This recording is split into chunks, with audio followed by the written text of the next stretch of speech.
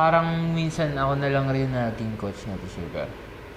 Kasi hanggat hindi mo talaga siya tututukan, hindi naman talaga maabisalo. Kaya kailangan mo talaga tutukan kahit magkadugo kayo. Parang companion ba?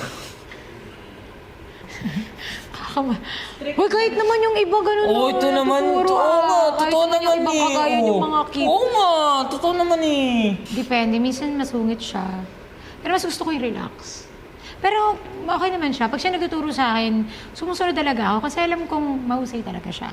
Kaya pag si Jeremy nagtuturo sa akin, kahit yung coach, nakikinig din naman ako. Sumusunod ako, di ba? Sumusunod ako. Isa ko. Ate. 5, 6, 7, go. And a 1, and 2, and 3, and 4. 5, 6, 7, 8, and a 1, and 2, and 3, and 4. Pam, pam, pam, pam. Baba, baba, baba, up. Okay na eh. Kaso, wait mo na alala na bumaba. So, andito ka ng N4, saka ka bumaba. So, naka 4 ka, saka ka bumaba. Dapat dito pa lang baba ka na. Tapos i-sharp nyo nga to. N1, N2, sharp. Boom, pam. Yun yung mga sharp. Ito, clap, ito. Yun lang. Ito ate, tatanungin kita, anong pinaka naging sorpresa sa'yo sa paging work mo sa, daw? Hoy, Jiro, mag-ano ka? Fish oil.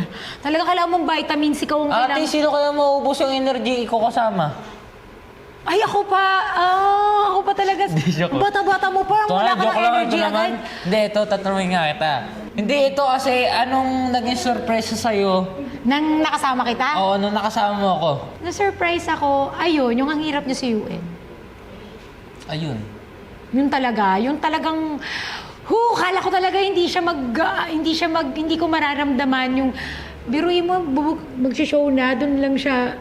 Doon ko naramdaman na parang, okay, gumaang. Pero yung before that, talagang grabe. Kala mo, nanunuyo ako ng... anak ko kasi parang, syempre, pag anak mo, di ba, ikaw agad yung pagkainano mo yan, okay na yan eh. Ito talaga, dahil ang dami inikutan namin buong GMA, hindi siya papatinag. Yun lang naman. Pero kasi pagdating dito sa sayo, wala ka naman ditong masasabi, magaling talaga si Jiro. Yun lang talaga. Yung susuyuin mo, yung dahil bata siya, yun lang.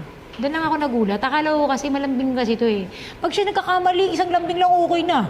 Pag siya talaga dahil, Ay, ngayong kapalit ate.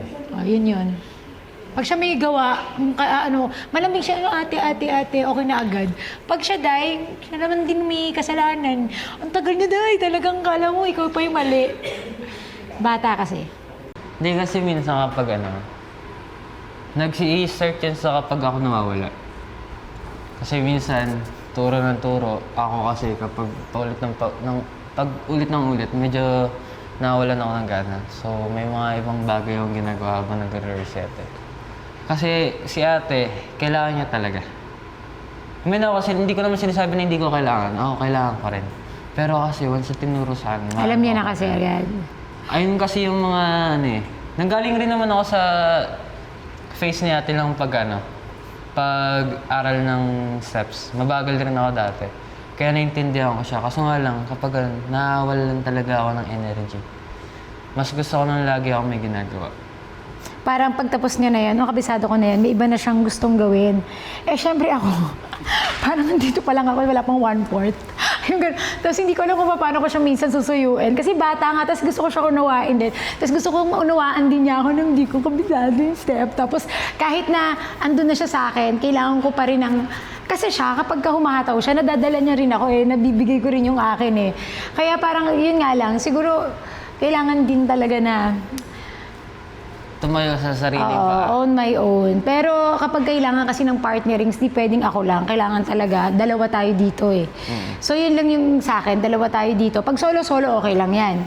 Na gawin nating mag-isa yung routine. Pero pag dalawa tayo, dun ako hirap. alam mo yun, dahil hirap ako sa, basta hirap ako siguro kung solo ko lang yan, okay ako. Kasi yun lang yung gagawin ko eh.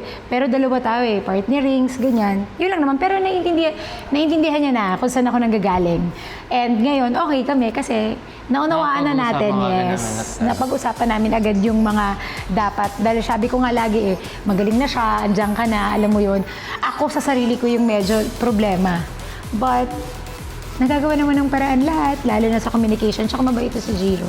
Kailangan mo lang talaga siyang, paalala na, uy, hindi ko pa amalang masyado yung step.